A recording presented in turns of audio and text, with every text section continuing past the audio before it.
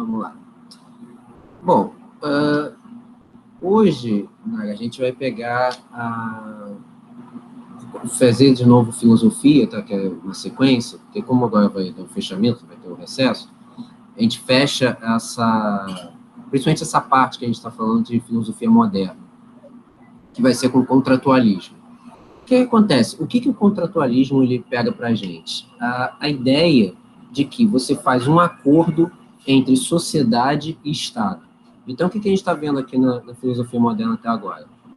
A ideia de um rompimento com o pensamento na Idade Média, da ideia de você levar a fé acima da razão. Eles fazem exatamente o contrário, botam a razão acima da fé, e nisso vai ser estabelecido algumas considerações durante a filosofia moderna. No Renascimento, que é a valorização do indivíduo, a ideia de você botar o homem no centro de tudo, aí vem o racionalismo, com a exaltação mesmo da razão para você conseguir o conhecimento inato, o empirismo, que aí coloca que você tem que dar ouvido aos seus sentidos, e isso acaba obrigando você também a dar razão, a dar voz às suas experiências na vida. Vem o iluminismo, que é a ideia de você realmente ter um rompimento definitivo com essa questão da fé, né, você estabelecer a razão, e a questão da liberdade. Então, liberdade de expressão, liberdade econômica, né, uma distribuição melhor entre os poderes. E em torno deles, em torno desses meios de pensamento, o empirismo, o racionalismo, o iluminismo, surge o contratualismo. Tá? Vou compartilhar aqui a tela. Qualquer coisa, se alguém apertar aqui, eu paro para poder voltar para a pessoa poder entrar. Vamos lá.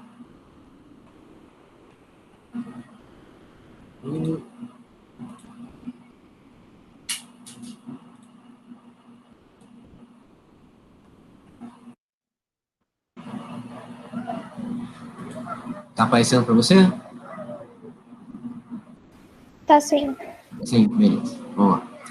Bom, então, primeiro, o que a gente tem que pensar é o seguinte. A gente falou da ideia de contratualismo. Um contrato é um acordo, né? Ou seja, quando você faz um contrato de aluguel, um contrato de casamento, tudo aquilo ali é um acordo que você faz. Você estabelece normas e entre as duas partes. Então, ou seja, quem está te vendendo alguma coisa, quem está te vendendo um produto, é a pessoa que está recebendo que vai pagar.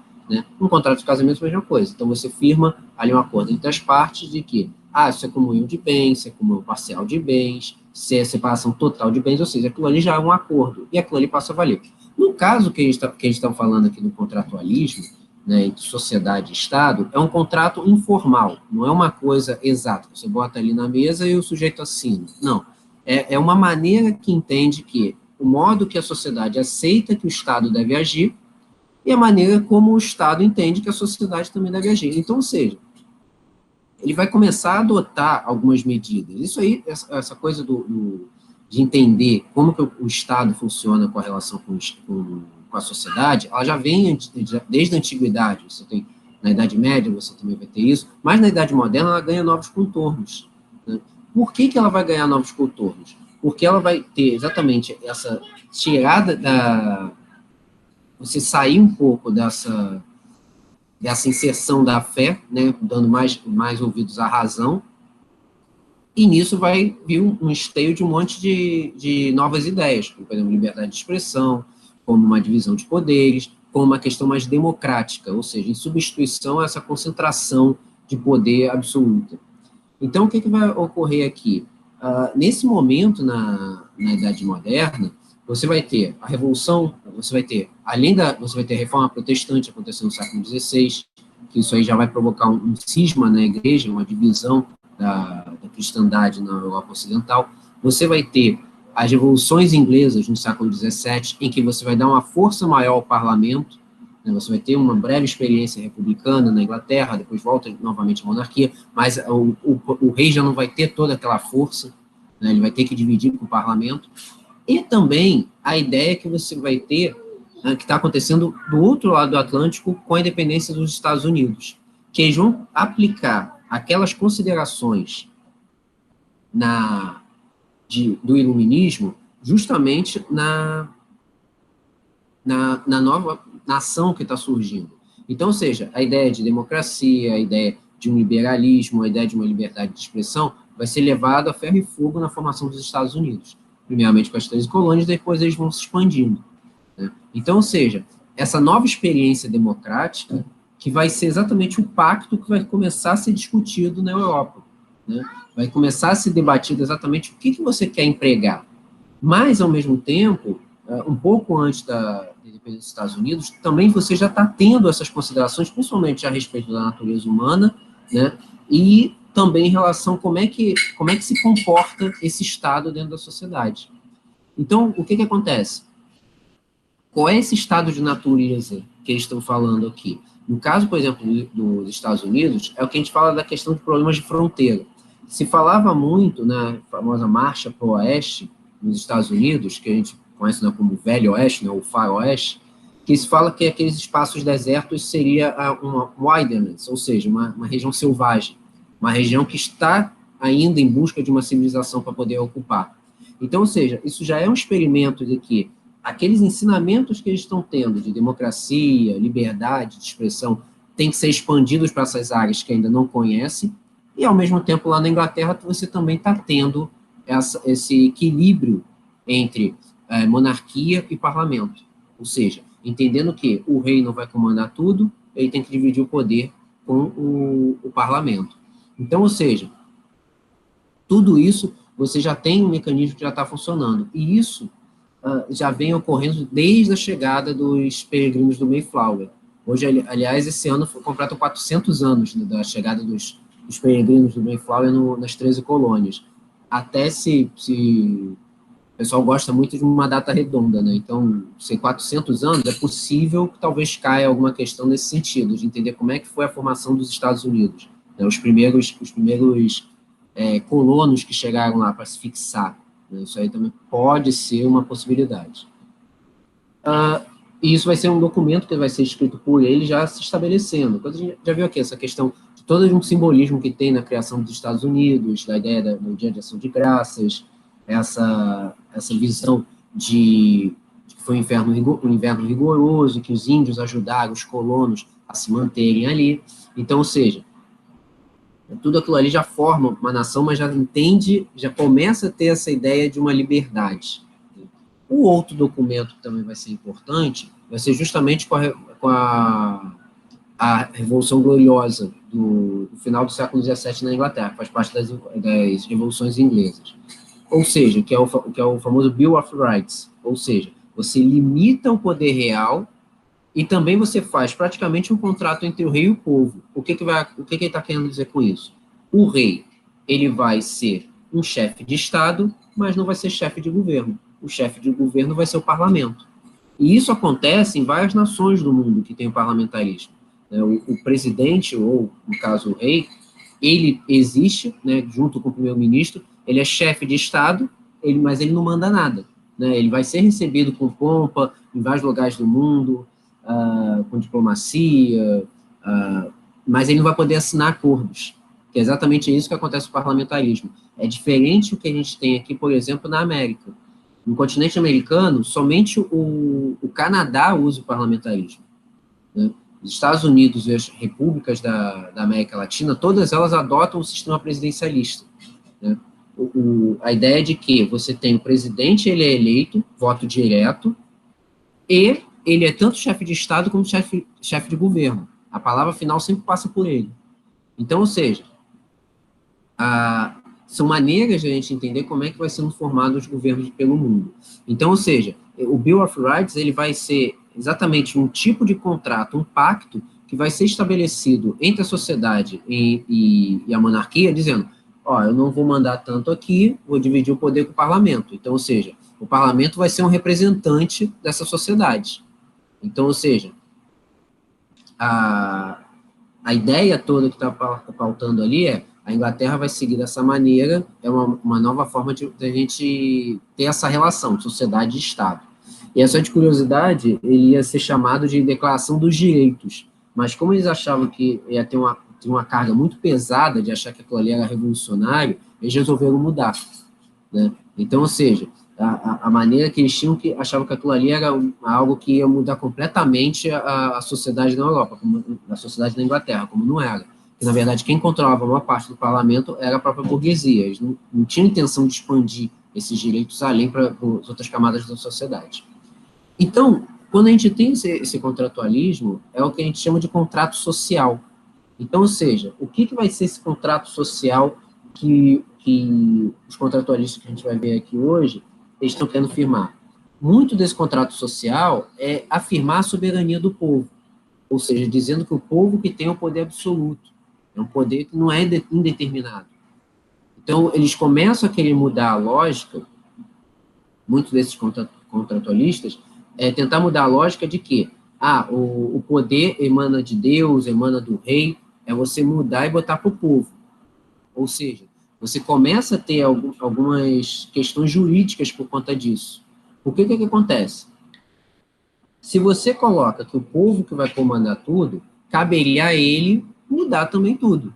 Porque se ele é o soberano, se a vontade dele é soberana, então cabe a ele tentar pegar essa força que ele tem, esse poder que ele tem, e se por acaso o governante fizer algo errado, ele vai e tira.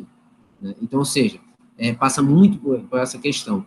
Então, ou seja, se o povo vai exigir isso, o comprometimento dele, então ele vai ter que, ele julga que, se ele não obedecer, ele também vai tirar. Então, ou seja, começa a afirmar aqui nessa lógica contratualista uma questão que é tipo uma disputa, que é liberdade versus igualdade. Ou seja, para você poder conservar o estado da sociedade dos direitos das pessoas que já têm aquele direito, não querer expandir. O que acontece aqui? O que é essa disputa que está se falando? Até isso aí é uma conversa que existe até os dias de hoje. O que ocorre? A ideia de liberdade versus igualdade, funcionaria do seguinte sentido. O que é a liberdade? Seria você abrir mão da sua liberdade, mas que a sua propriedade privada fosse preservada. Então, seria mais ou menos assim, hoje em dia, que tem pessoas que têm esse pensamento, que seria, não me importo de ter uma ditadura, não me importo de alguém exercer um poder, né, controlador, desde que a minha segurança seja preservada. Então, é a ideia que a pessoa coloca de que não me importa o que está acontecendo, se vai ter abuso, se não vai, contanto que o meu direito da minha segurança seja preservado. Né? A igualdade já é o ponto de você colocar uma sociedade de fato mais igualitária, ou seja, permanecendo nessas circunstâncias. Ou seja, você colocar os direitos expandindo para toda a sociedade. É esse o debate que vai ficar dentre esses contratualistas, que vai ter alguns contratualistas que vão optar que a liberdade não é tão importante quanto que a segurança é mais importante que a liberdade, e outros vão dizer que o que é mais importante é a igualdade, é todos terem as mesmas condições. Então, ou seja, você começa a afirmar ali um determinado pensamento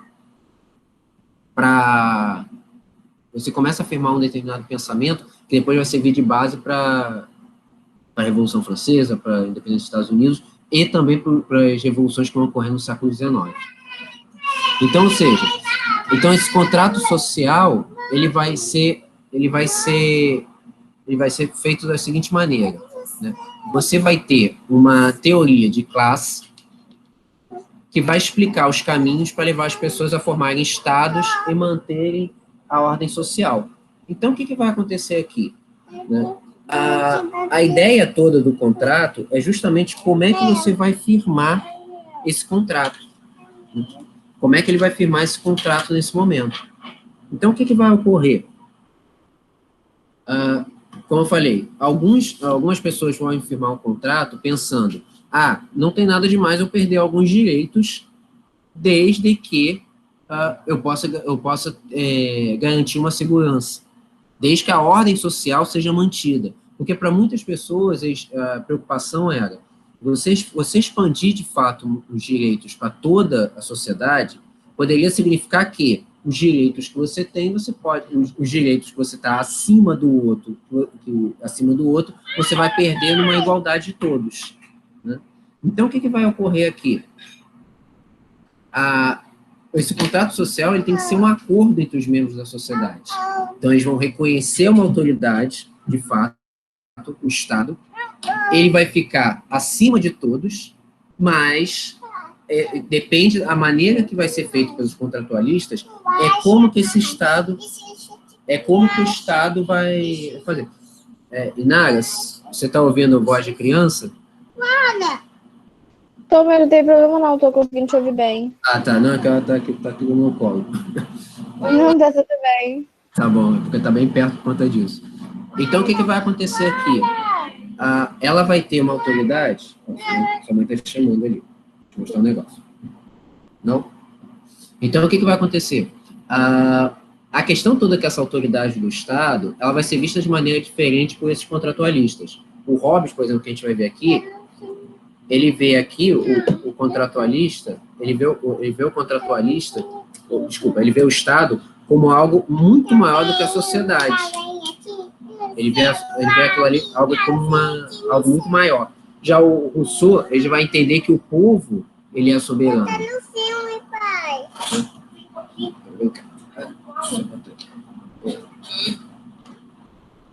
Então, o que vai acontecer? O Hobbes vai achar que o Estado vai ser muito maior e o Rousseau vai achar que ele tem que ser de menos, né? O povo vai ter uma garantia maior. Então, ou seja, para a gente ter noção que esse contrato ele não é homogêneo, né? Ele não aparece para todos. Então, cada um vai ter uma relação. Aqui a gente vai pegar três principais, que é o Hobbes, o Locke, que já apareceu no empirismo, e o Rousseau, que já apareceu no iluminismo. Cada um deles vai ter um entendimento de como deve ser esse contrato social, como que ele deve funcionar essa relação Estado e sociedade. O que ocorre aqui? O entendimento de cada um, para a gente poder pensar, é que também isso chega até os dias de hoje. Como que a gente vai construir esse Estado, que vai virar um Estado democrático, mas como que os percalços que ele foi passando até chegar a esse modelo que a gente tem hoje, né, que é o modelo principal da maior parte dos países da civilização ocidental. Ou seja, a maior parte dos países do Ocidente usam esse sistema. Então, o que ocorre? A questão toda é a gente poder perceber a diferença entre cada um desses contratualistas. E aí também surge uma seguinte questão, essa diferença entre contratualismo e justnaturalismo. Ou seja, como o contrato o contrato social ele se baseia num acordo comum para que um fim determinado seja alcançado, né, ele afirma que o contrato social é para você dizer que o ser humano ele deixa de viver como um ser natural. O que quer dizer isso?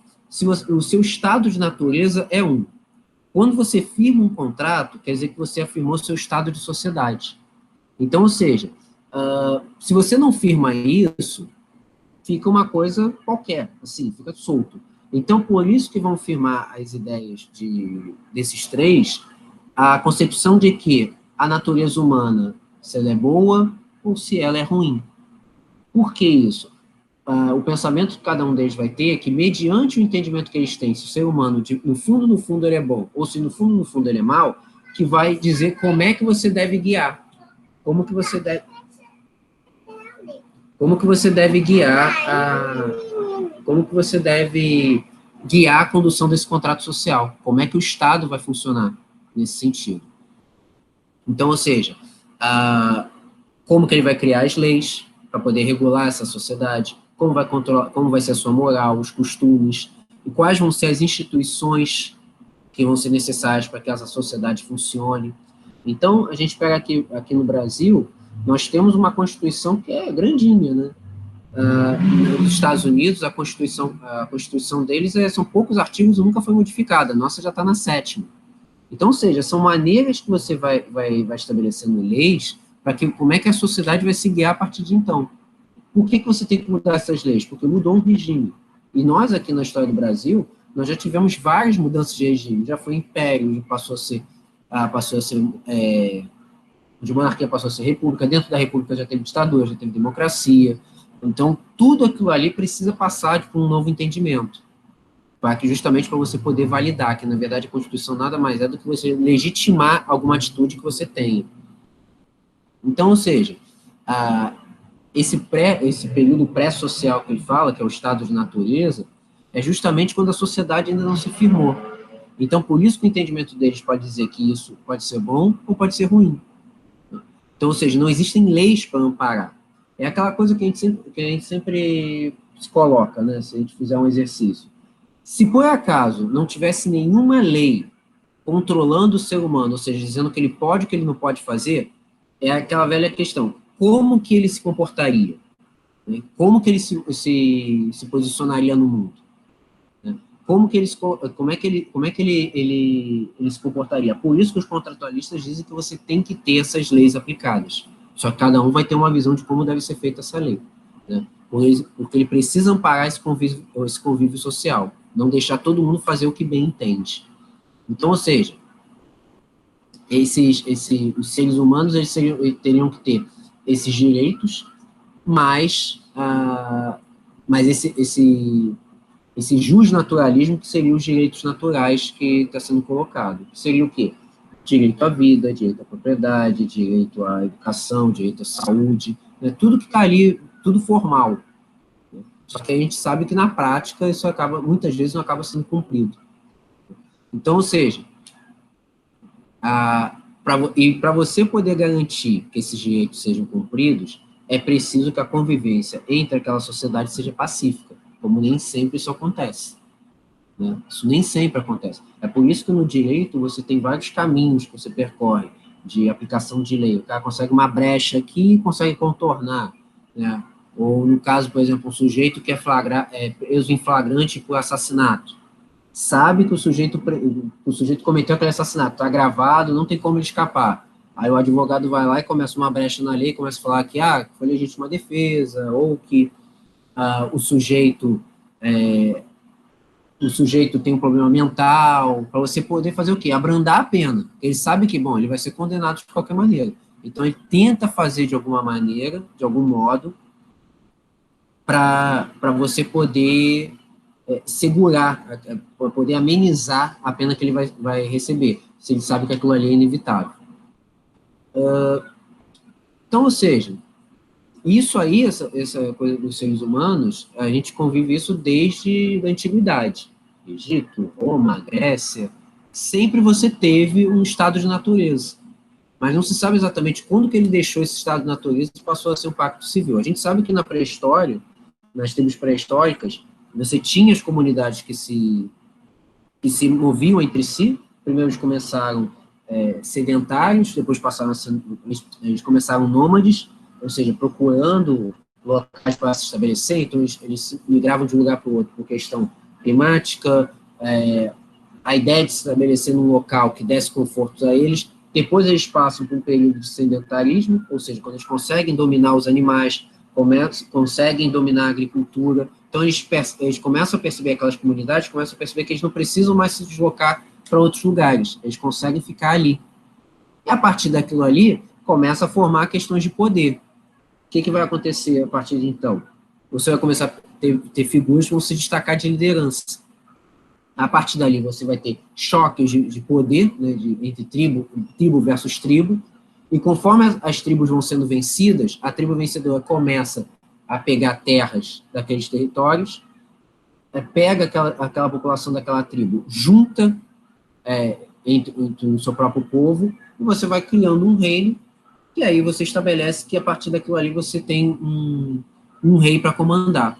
Então a história dos reinados passa muito por isso, né, dos reis, dos governantes monarcas, passa por isso. Você vai juntando, desde a pré-história, você vai juntando aquelas tribos, tal, vai crescendo, vai ganhando civilizações. O cara que se destaca como na liderança assume o papel de rei, e aí assume a ideia de que aquilo ali passa de uma forma hereditária. Algo que foi aceito durante muito tempo na sociedade, sem questionamento. Hoje você tem, é justo o sujeito continuar no poder e só sair quando ele bem entender, ou quando morrer, e saber que o cara que vai suceder ele é o seu filho, é um herdeiro, você não tem nenhuma escolha nesse sentido. essas questões começam a ser perguntadas justamente nesse período do contratualismo. Ou seja, é a ideia de que você começa a pensar que o povo teria o direito de escolher quem ele quer que governe, e não simplesmente ser uma ordem divina. Então, o ponto principal que a Idade Moderna vai trazer, e aí o rebarba a filosofia moderna, é justamente a aplicação da razão. Ou seja, você começar a deixar de lado uma questão de fé, que estava muito forte na Idade Medieval, na filosofia medieval, na filosofia moderna você vai aplicar muito mais essa razão. Tá? Bom, pegando já aqui os principais nomes do contratualismo, o primeiro que a gente pega aqui é o Thomas Hobbes. Eu botei eles em ordem cronológica, tá? Conforme eles foram nascendo. O Hobbes, ele nasce no final do século XVI, vai ter uma atuação maior no século XVII.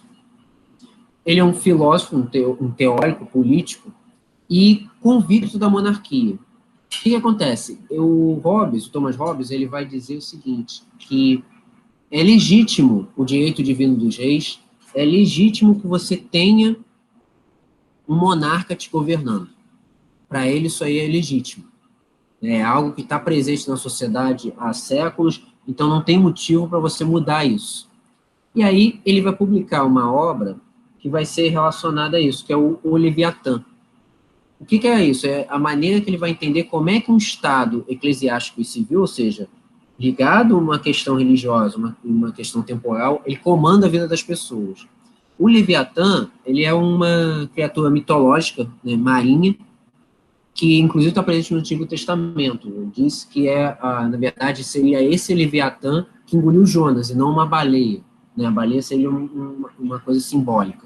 Então, ou seja, ele seria esse monstro gigantesco, né, que engole tudo. Ou seja, seria um monstro gigante como o entendimento que o Hobbes tem como deveria ser o Estado. Ou seja, o Estado deveria ter uma força muito grande, mas, ao mesmo tempo, o Leviatã também é entendido como um protetor de peixes e animais marinhos menores. Então, ou seja, o que ele entende? O Estado, sim, pode usar a violência como modo de se manter no poder, ele é enorme, é gigante, mas ele serve para proteger o cidadão. O Hobbes vai ser um que vai aplicar que o que mais importa na vida do cidadão é a segurança em detrimento da liberdade. Então, o sujeito vai dizer o seguinte, para a ordem social ser estabelecida, eu não quero que todo mundo tenha o direito, eu quero que eu tenha segurança. Então, para isso, vai valer a pena o Estado criar mecanismos de defesa para que eu não seja atingido. Se eu estou seguro, não tem problema. Não importa de ter meu direito de vir cerceado. Isso aí não é um problema para mim. O que eu quero de verdade é ter segurança para minha propriedade, para eu poder ter a minha vida pelo menos respeitada. Entendeu? Eu tenho o direito à minha vida preservada. Então, ou seja, ele vai ser um que vai aplicar isso. Então, ou seja, ele vai entender que o Estado tem que ter uma forte concentração de poder, e é isso que vai garantir um convívio suportado. Por que isso? Porque o Hobbes ele vai alegar que o entendimento dele, a natureza humana é ruim. O ser humano, no fundo, é uma pessoa violenta, uma pessoa cruel, é uma pessoa que emprega a violência a todo custo quando contrariado. Então, quando ele fala aqui que ele é um lobo, né? O homem é o lobo do homem, ou seja, o homem se demole, ele come o próprio homem, ou seja, ele se devora. Então, no entendimento do Hobbes, fica a seguinte questão. Se o ser humano ele é ruim, lá no fundo ele é ruim, então ele tem que ser controlado. Então, ele entende que a única maneira de você controlar é ter um Estado forte, um Estado gigante que possa controlar os seres humanos, pode controlar a sociedade. Porque se você permitir isso, isso vai criar uma anarquia, que era exatamente esse o grande temor do Hobbes. Se você deixar a sociedade fazer o que bem entende, aquilo ali pode realmente provocar uma balbúrdia tremenda, ou seja, você não vai ter controle de nada. Você simplesmente você vai as pessoas fazerem o que bem entendem, a sociedade vai se perder. Então, por isso que vai virar o medo que ele tinha da questão da anarquia, que vai virar um caos. Então, ou seja, ele é um que defende que o ser humano ele é levado pelo medo, ou seja, ele é levado pela desconfiança. Então, se ele é levado pelo medo, ele acaba fazendo coisas irracionais, ou seja, como matar o outro. Se a gente for pensar, aqui no Brasil nós tivemos um episódio parecido há uns anos atrás. Quando, não sei se você lembra, quando teve uma greve da polícia no Espírito Santo. Isso teve tem uns 3 anos atrás. O que acontece? A polícia, né, policial, bombeiro, são categorias que é proibido fazer greve. Não se pode fazer greve, porque aquilo ali ele afeta a vida da pessoa de maneira drástica. Se a polícia resolve fazer greve, resolve não ir para a rua, a segurança fica desprotegida. Se o bombeiro resolve não atuar, a segurança das pessoas com incêndios, deslizamentos de terra, tudo isso seria afetado. Então, o que ocorre? São categorias que não permitem que se faça greve. Só que em 2017 teve uma greve da polícia, né, no Espírito Santo. Eu lembro que todo mundo ficou desesperado, né? Achando, caramba, agora vai ter saqueamento por aí pelas ruas. É isso aí. E pior que teve. Pior que teve. Teve fotos, teve imagens, pessoal, no Espírito Santo. Primeiro que as ruas ficaram desertas, né? Todo mundo ficou dentro de casa achando assim, cara, você ir na rua não, que você é assaltado a qualquer momento. Mas teve imagens de gente saqueando, por exemplo, Casas Bahia, levando TV. O cara entrando, pegando a TV embaixo do braço e levando. E aí aquilo ali, eu lembro de ver aquilo ali, eu falei assim, caramba, mano. Assim, bastou não ter um mínimo de segurança, o sujeito não está atacando o mercado para roubar comida. Né? O sujeito está indo lá para saquear arroz, feijão, o cara está vendo TV. Ou seja, é aquela velha questão de que, olhando nesse prisma, você dá a razão que o Rob está falando. Se não tiver um controle, não tiver uma segurança, é festa. Né? O sujeito vai lá e saqueia a loja. Ele vai levar uma TV. Ele não tem. TV não é necessidade de primeira grandeza. Não é. Então, ou seja, o sujeito vai lá e rouba uma TV. Ele começa a fazer coisas que não tem. Teve uma pesquisa que saiu, foi nos Estados Unidos, foi nem Brasil. Isso aí eu vi num documentário da Netflix, esqueci agora, não sei se é masculinidade tóxica, não sei. Que ele fala o seguinte, que entrevistaram homens, 35% dos homens entrevistados falaram que se eles soubessem que não seriam pegos, 35% estuprariam alguma mulher. Se eles soubessem que não fossem pegos. Ou seja, você ouvir isso, que 35% fala um negócio desse, falando que, sim, eu admito que eu estupraria alguém se eu não fosse pego, se eu soubesse que ia ficar tudo na encolha, né, não tivesse nenhuma consequência para mim. Se a gente ouve uma pesquisa dessa, olha as ideias que o Hobbes está pregando, você tende a dar razão a ele, pensar, cara, o ser humano realmente é ruim. O ser humano, ele ele acaba ele se deixa levar pelos seus impulsos selvagens, né, do tipo, se eu não vou ser pego, então não tem problema. Então eu acabo fazendo mesmo. Né? E é algo bizarro. Você vê, o cara admitir que, cara, eu faço sim. Tipo, eu vou cometer um crime, vou ferir alguém, fazer algo grotesco, mas se eu não vou ser pego, não tem problema. Para mim, não tem problema. Então, o que acontece? Se você pensar que a natureza humana é ruim, é uma coisa ruim, ela é cruel, você acaba dando razão ao Hobbes. Esse é um dos entendimentos dos contratualistas, né? O entendimento dele é esse. Ele acha que o Estado ele tem que ser forte, ele tem que ser grande, ele tem que ser controlador, porque se ele deixar afrouxar, as pessoas vão se matar entre si. As pessoas vão se perder, vão fazer o que bem entendem.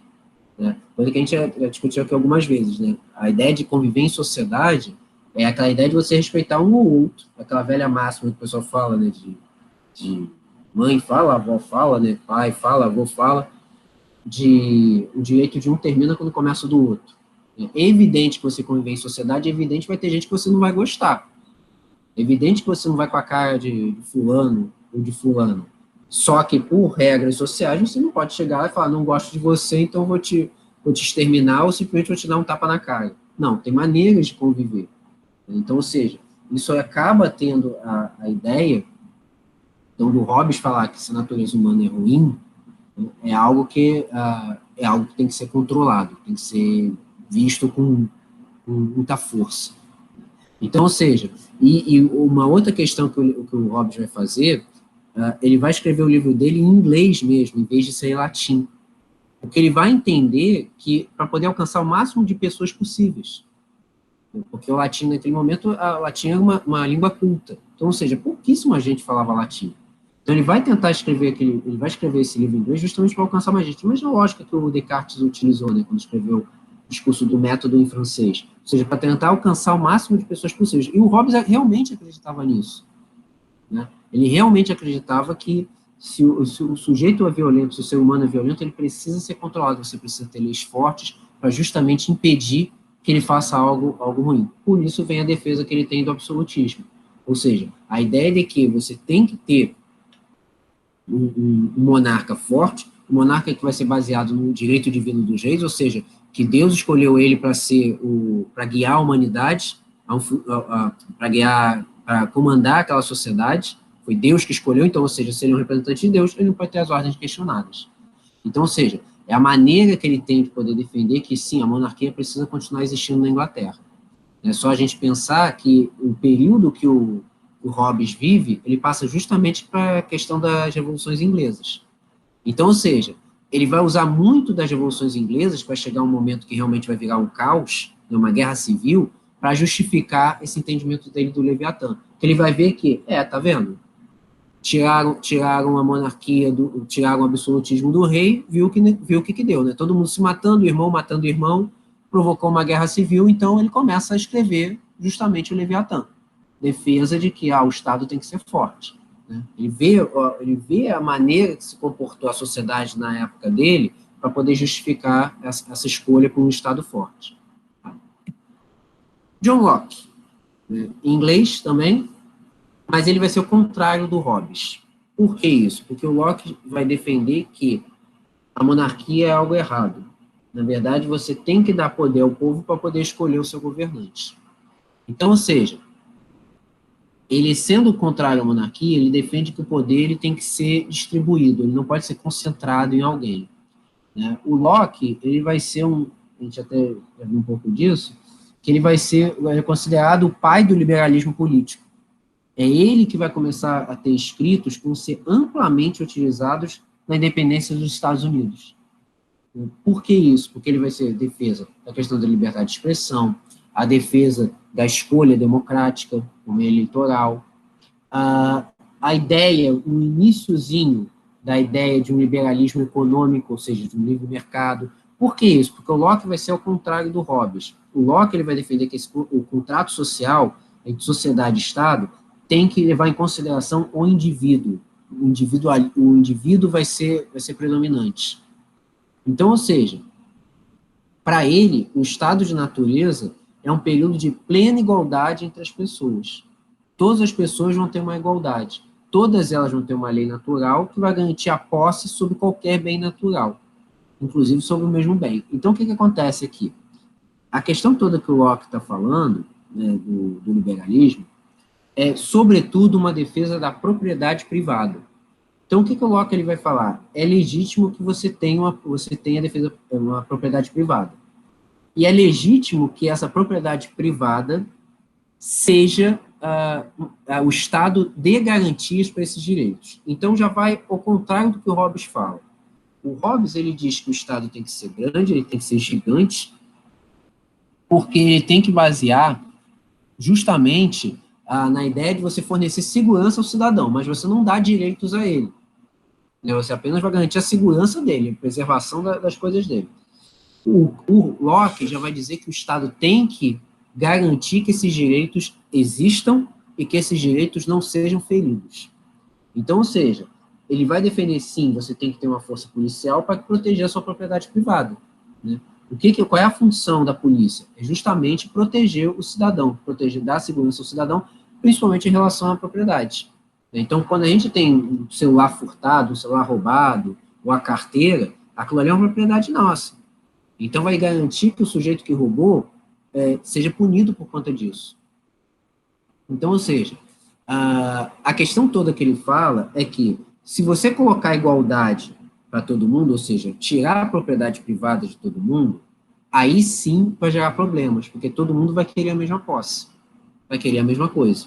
Então, ele entende que, beleza, todo mundo tem direitos, só que todo mundo vai ter que buscar os seus direitos. Se eu tenho uma propriedade que vale 1 milhão, o outro vale 100, problema de cada um. Mas, na verdade, o que o Estado vai ter que fazer não é ter aquele 1 milhão e distribuir para todo mundo. Não. O sujeito que tem 1 milhão vai continuar com 1 milhão. O sujeito que tem 100 vai continuar com 100. É quase a famosa frase que a gente usa ultimamente, eles que lutem. Né? Ou seja, deixa que o indivíduo sobressaia aí no entendimento da sociedade para poder garantir uma propriedade maior. Então, ou seja, e as leis vão ser aplicadas justamente para garantir que ele consiga isso. Então, esse entendimento do liberalismo do Locke é justamente a igualdade de direitos no sentido de você vai ter garantido para poder crescer economicamente, mas dentro de uma lei, dentro da lei. O Estado vai funcionar apenas para poder garantir que aqueles direitos sejam cumpridos, sejam estabelecidos. Então, ou seja, isso vai regulamentar a sua posse de bens. Então, como eu falei, se o sujeito tem 1 milhão em propriedade, o outro tem 100, o cara que tem 1 milhão, ele tem que ter garantido a sua escolha. Ele tem que ter garantido que aqueles bens dele, que valem 1 milhão, continuem com ele. Ele não pode ser expropriado. Então, por isso que ele diz que o Estado não tem direito de expropriar nada. Isso foi um debate que estava tendo agora com a questão da pandemia, por exemplo, na Espanha, que a Espanha chegou a estatizar hospitais privados.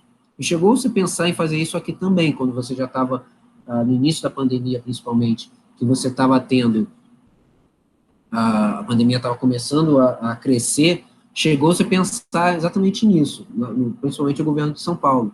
Chegou a pensar em estatizar temporariamente os hospitais privados, Albert Einstein, Sírio-Libanês, que têm condições para isso, estavam com leitos ociosos, leitos nas UTIs. Então, chegou-se a pensar exatamente nisso. Só que aí vem justamente um dos princípios que tem dentro da Constituição brasileira, dizendo que a Constituição, o Estado brasileiro, ele tem que preservar a propriedade privada. Você não pode simplesmente expropriar alguma coisa. É a mesma questão que a gente tem nessa questão de propriedade, quando você tem ocupação de imóveis ociosos, ou imóveis desabitados, inabitados. Então, você tem vários casos de o cara é dono de um prédio, não ligou para aquele prédio foi se deteriorando. E aquilo ali passou 4, 5, 10 anos e ele está lá, pertence a alguém. Aí, de repente, vai lá 1, 2, 3, 10 famílias ocupam aquele prédio. E aí, o que acontece? Esbarra exatamente nisso. O quanto que aquilo ali pertence a alguém, é propriedade de alguém, em que ele pode acionar a polícia, ou seja, o Estado, para expulsar aquelas pessoas que invadiram uma propriedade que é dele. Mas, ao mesmo tempo, também vem o debate de dizer assim, é sua propriedade, mas está ociosa durante anos. Né? Então, isso é uma coisa que não tem uma regulamentação específica. Para dizer, olha, se você tem uma propriedade que está ociosa durante muito tempo, então o Estado poderia expropriar. No entendimento do Locke, isso seria extremamente proibido. O Estado não poderia funcionar nesse sentido. Ele caberia ao indivíduo ceder aquilo ali, porque aquilo ali é propriedade dele. É o mesmo caso que a gente aplica quando se fala de reforma agrária. Né? Pessoas que têm lote, que têm grandes propriedades de terra, mas boa parte deles é inutilizado. Ele não utiliza aquilo ali. Então, aquilo ali serviria para você pegar uma porção de terra e distribuir. Isso que seria a reforma agrária, pegar terra improdutiva e tornar ela produtiva. Mas, ao mesmo tempo, também vem o embate de falar que isso aqui é propriedade de alguém, o Estado, não caberia o Estado simplesmente pegar essa propriedade e simplesmente distribuí-la para pessoas que não têm. Então, ou seja, são entendimentos diferenciados, mas para o Locke isso aí seria errado. Né? Ele entende que, justamente, o Estado ele tem que garantir esse direito de propriedade. Se eu tenho mais, se eu tenho menos, não importa. Ele tem que garantir para mim isso. O último contratualista é o Rousseau, iluminista, que ele vai ser, a gente pode dizer assim, ele é tipo um contratualista crítico do contratualismo. Né? Por que isso? Porque ele vai exatamente no oposto que o Hobbes aplica, que o Hobbes acredita. Para o Rousseau, no fundo, o ser humano é bom. Ele tem uma natureza boa. Então, ou seja, por que isso? Ele diz que o estado de natureza, que é o que antecede a sociedade, para o Rousseau, ele é livre de qualquer coisa, de qualquer amarra institucional que pode privar a sua liberdade. Então, aí sim, antes da sociedade, ele é livre plenamente. Então, ou seja, ele é amoral, ele não desconhece o que é a maldade. Então, o que é um sujeito amoral, nesse caso? Não é um sujeito imoral. Imoral é que pratica uma coisa que é contra a moralidade daquela sociedade. O amoral é o sujeito que desconhece o que é moralidade. Então, ele faz as coisas de forma natural. Então, o que acontece? Qual o exemplo que ele vai utilizar, o Rousseau vai utilizar? As tribos indígenas, né, na América. Que ele vai dizer o seguinte, essas seriam sociedades que não têm uma hierarquia, né? A maior parte das civilizações indígenas na América não tem uma hierarquia, você tem até uma liderança, mas você não tem hierarquia social, né? Todo mundo é igual, por quê? Você não utiliza dinheiro, então, por isso ele entende que ele faz a famosa frase dele, o ser humano é bom, é a sociedade que o corrompe. Sempre surge aquela ideia de, mas o homem não está dentro da sociedade, quem faz a sociedade é o homem? Mas o que ele está querendo referir quando você não tem propriedade privada, o ser humano, ele permanece bom. A sociedade vai corromper por quê? Como você começa a viver dentro de uma civilização que tem propriedade privada, aquilo ali vai gerar disputa. Você vai ser corrompido de querer mais do que o outro. Então, ou seja, para ele, a maldade do ser humano, ele só começou a ser praticada quando ele entendeu o que era certo e o que era errado, o que era bem e o que era mal. Na verdade, essas duas considerações, né, no caso do Rousseau e do Hobbes, principalmente, da natureza humana, é exatamente um debate. Eu vou ter minha opinião, você vai ter a sua, seus pais vão ter outra, então, enfim, cada um vai ter uma concepção de se perguntar claramente, o ser humano é bom ou é ruim? Lá no fundo. Eu costumo dizer o seguinte, que nós temos as duas naturezas. O ponto principal que eu acho que atormenta a gente é essa coisa de que você tem que ser sempre certinho, você não pode cometer um deslize. Hoje em dia a gente está com a famosa política do cancelamento, né? Que é o sujeito que tem vários seguidores, mas de repente ele cometeu um deslize, pronto, ele está cancelado, ele não presta para mais nada. Cara, que isso é extremamente perigoso, você está sendo a pessoa acaba sendo, a sociedade acaba sendo extremamente inquisidora com isso. É aquela coisa do tipo, você não pode cometer um deslize sequer, né? Você não pode falar qualquer coisa que pode desagradar. Então, aí por isso que surge essa questão de polaridade política, né? Que você é a favor de um, necessariamente você ser a favor de um, você está contra o outro, né? Então, ou seja, você transforma inimigos em polos distantes. Então, o que acontece? É justamente por esse ponto de que, como a gente tem uma moral, pegando aqui a sociedade brasileira, nós temos uma conduta ética para seguir, nós temos uma moralidade para seguir, então a gente é muito controlado nesse sentido. Se a gente comete qualquer deslize, a gente vai acabar cometendo um erro muito grande nesse momento. Então a gente comete qualquer deslize, a gente vai ser julgado pelos nossos pares, né? Então a gente tenta não fazer o máximo possível para acabar não agradando. E aí veio várias questões, né? Que aí você consegue resolver isso com terapia, né? De, eu não acredito no meu potencial, a ideia de que você está esperando uma aprovação do outro, enfim. Mas é por quê? Porque nós temos, quando a gente começa a ver até um pouco de psicologia, a gente começa a entender, ou faz terapia, né? Já fiz um pouco dos dois, já li um pouco de psicologia, já faço terapia, a gente começa a entender que nós temos as duas coisas dentro de nós, o bem e o mal. Na verdade, a gente não tem que extirpar o mal. A gente tem que aprender a conviver com ele. Que deslize a gente vai acontecer sempre. A gente sempre vai cometer erros, né? Sempre a gente vai acabar cometendo algum erro aqui ou lá. Uma gravidade, outro em menos. Mas, enfim, a questão toda é que nós temos as duas polaridades dentro de nós, o bem e o mal.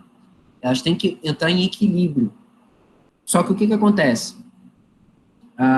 Essas duas polaridades vão sendo moldadas ao longo da infância, chega na adolescência, até que uma delas pode sobressair sobre a outra.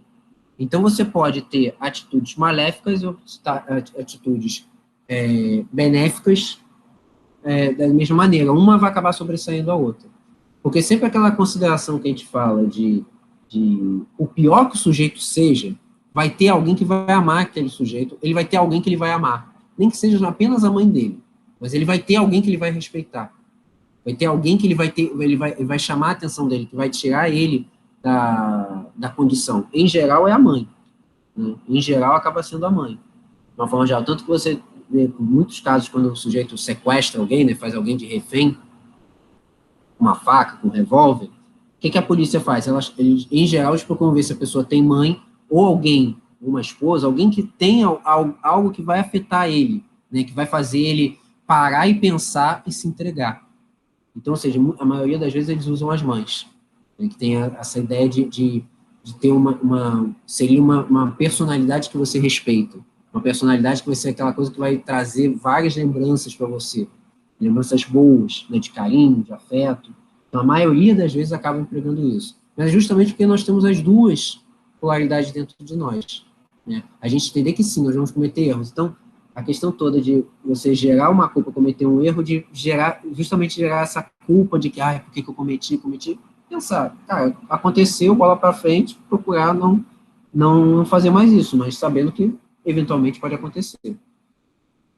Então, por isso que a gente falar que o ser humano é bom ou ruim é complicado, porque se a gente pegar como é o desenvolvimento de uma criança, a criança ela apresenta as duas coisas, que a criança é muito inocente. A criança, de uma forma geral, ela comete algumas gafes, mas por pura inocência. Por exemplo, vamos supor que você tem um filho, e aí você começa a falar mal do vizinho. Que o vizinho é fofoqueiro pra caramba, que o vizinho faz isso, faz um escândalo aqui e tal, tudo mais. A criança está ouvindo aquilo. Aí você entra no elevador, com quem você dá de cara naquele dia, no dia seguinte, o vizinho, né, o vizinho encrenqueiro. Aí o seu filho olha para você, na maior inocência, fala, mamãe, é você que ele estava falando, que é o encrenqueiro, que grita, que faz barulho, é fofoqueiro. A criança não faz isso, não é uma questão de maldade, mas a questão é que ela não tem ainda a exata noção de que algumas coisas na sociedade você deve evitar fazer. E faz na inocência. Então, ou seja, acaba provocando isso. Da mesma forma, criança pode olhar uma formiga e aperta ela e esmaga. Esmaga aquela formiga. Se a gente for pensar, se ele entender que a formiga é um ser vivo, se ele está esmagando, ele está provocando dor na formiga. Ele está fazendo isso. Então, ou seja, é uma maneira também que tem da criança também manifestar esse lado, vamos dizer assim, lado mais sombrio, né, do tipo, ele está esmagando a formiga e pode estar pensando assim, a formiga, ela está sentindo dor, e eu estou curtindo isso. Da mesma forma que a criança tem atitudes de extremo carinho com as pessoas. Né? Tanto que o pessoal fala, a pureza da criança, né, a inocência da criança, quando fala que gosta de alguém, cara, é para realmente pensar que realmente ela gosta de alguém, ela ama alguém. Ela está demonstrando aquilo ali de uma forma natural, né, sem esperar alguma coisa em troca, qualquer coisa do tipo. E quando não gosta de alguém, é porque ela realmente está sentindo que aquela pessoa pode ser uma ameaça para ela. Então, além dessa questão da criança, a gente também pode pensar a questão das sociedades pelo mundo. Em 2010, 2011, aconteceram 2 eventos no mundo que me chamaram a atenção. Uma foi em 2010, quando aconteceu não sei se você vai lembrar, um terremoto que arrasou o Haiti. Naquela época você estava tendo o Brasil estava com uma missão de paz na ONU, né? Ele estava coordenando a missão de paz. E tem um terremoto muito forte no Haiti. O Haiti é o país mais pobre das Américas. É um país bem pobre. Então, com aquilo ali, arrasou o país. Bom, os militares brasileiros foram distribuir mantimentos para a população, né? Comida, roupa, água. As pessoas começaram a se matar na fila. Matar literalmente, pegar a faca, cravar no pescoço do outro. Por quê? O cara entendia que, não, minha família primeiro, eu preciso alimentar minha família, você não vai pegar. E foi assim, horror. Um ano depois, acontece um tsunami no Japão. Arrasa o Japão, né? Literalmente, pelo menos foi a primeira vez que eu vi, de fato, gravando uma onda chegando na costa. Já tinha visto já o tsunami da Indonésia, mas com a onda já na praia. Foi a primeira vez que eu vi ali eles tomando a onda gigante realmente ainda no mar, indo para a costa e invadindo o aeroporto, enfim, uma destruição do Japão. Só que o Japão é um país rico. O Japão tem condição financeira. Teve também distribuição de mantimentos, só que eles ficaram extremamente ordenados recebendo aqueles mantimentos. O país, em 6 meses, já estava recuperado. Eles tinham dinheiro para fazer. Até por pouco tempo atrás, mostraram como é que está o Haiti. Tem ruínas ali que nunca foram feitas, né? Nunca foram repostas. E aí que vem essa questão. Se a gente coloca que o ser humano é bom, o ser humano é ruim, aquilo ali cai por terra. Porque você teve comportamentos em 2 tragédias que marcaram 2 povos distintos, mas os 2 se comportaram de maneira diferente. Um, de uma maneira, como Hobbes fala, né, de anarquia, do caos, por não ter o controle, e, no Japão, como fala o Rousseau, ou seja, natureza boa, as pessoas compreendendo. Porque aí entra um outro componente, que é a questão cultural. Uma questão de como foi formado ali o povo e uma questão econômica também. Ou seja, o desespero de quem não tem nada, ver aquilo ali, o que você tem é bem pouco, se reduz a pó, você pegar aquilo, você vê sua família desesperada, querendo, seu filho desesperado querendo comer, você acaba tomando atitudes radicais, não justificando, mas tentando entender, compreender o porquê que ele toma uma atitude dessa. Até mesmo matar alguém por conta disso. E numa outra sociedade que já tem dinheiro, já tem condições para se erguer, o Japão tem terremoto praticamente todo dia, tem tremor de terra no Japão, e já estão habituados a isso, né, se comportou de uma maneira mais disciplinada. Mas por quê? Porque a cultura japonesa aponta para isso, essa questão de serem mais disciplinados, né, ter uma cultura mais disciplinada. Então, ou seja, não dá para a gente colocar um polo no outro. Colocar, todo ser humano no fundo é bom, todo ser humano no fundo é mau, né? Ele tem as 2 coisas. Só que são vários fatores que podem fazer ele ir para um lado ou ir para o outro. Assim como quando você opta por roubar, você está se deixando levar por você mesmo. É o seu livre-arbítrio que está aplicando. Você pode pensar e falar assim, não, por mais que eu esteja passando necessidade, por mais que eu esteja com fome, eu não vou roubar. Porque tem outros casos de pessoas corruptos que roubam, desviam de verba de milhões, o cara não tem necessidade daquilo e rouba a si mesmo.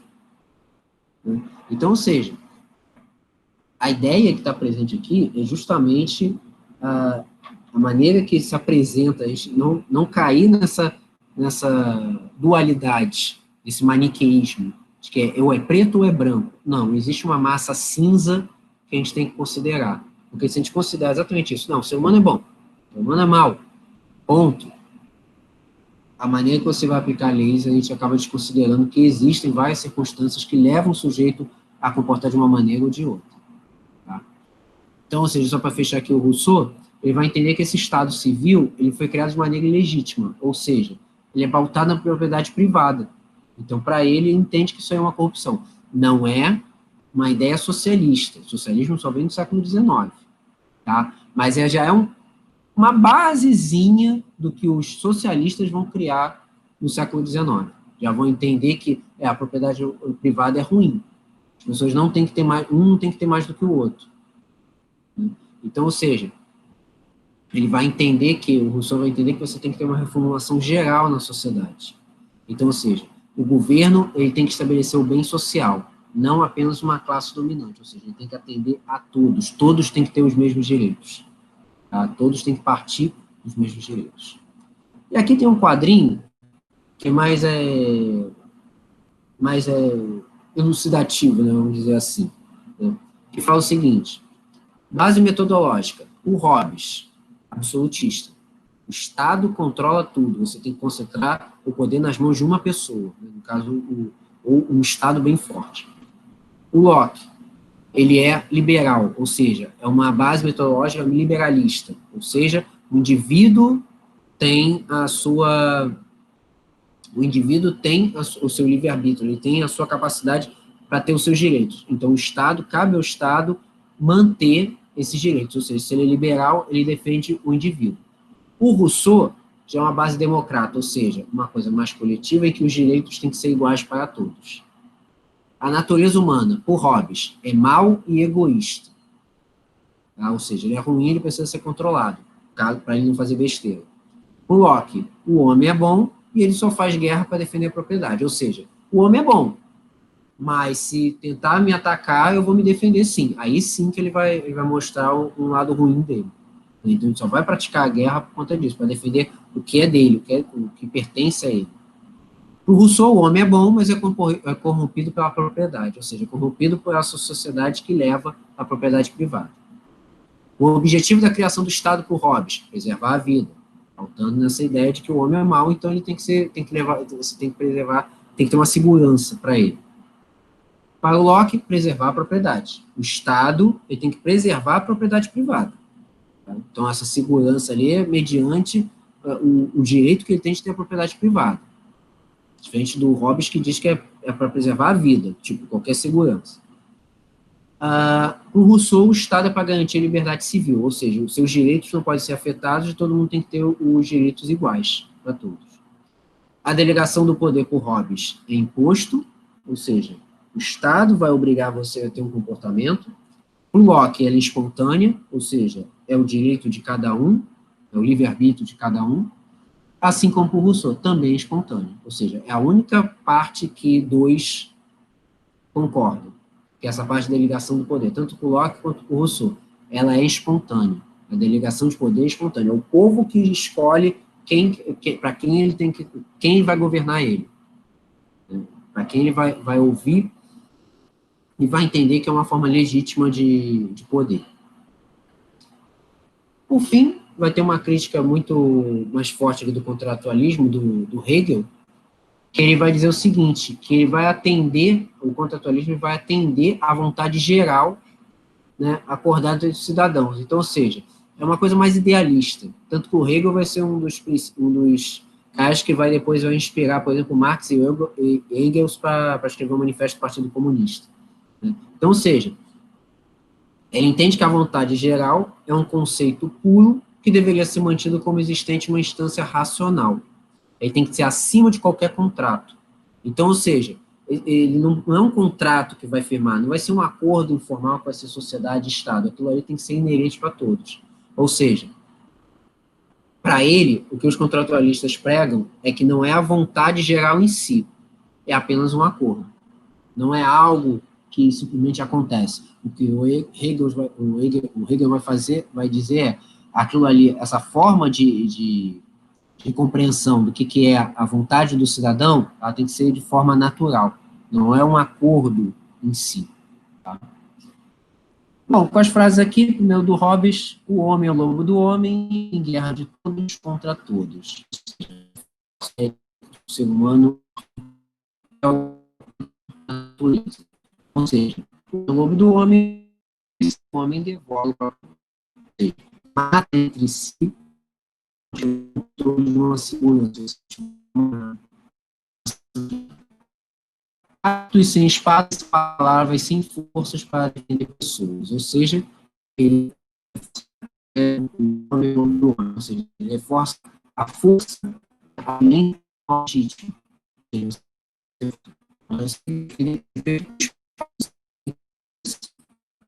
Essa segurança, você tem que Fábio.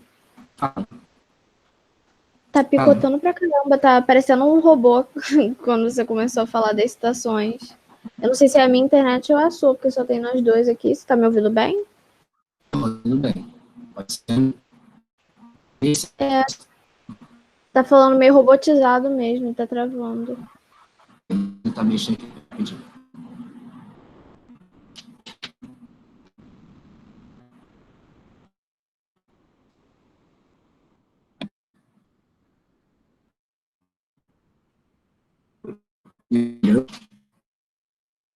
Fala alguma coisa, peraí. Testando. Melhorou? Ainda tá. Ainda tá. Tá melhor? Tô te ouvindo. Tá melhor? Tá, agora tá. Então, beleza. Continua assim. Então, o que acontece? Então, vamos lá. Onde que eu parei aqui?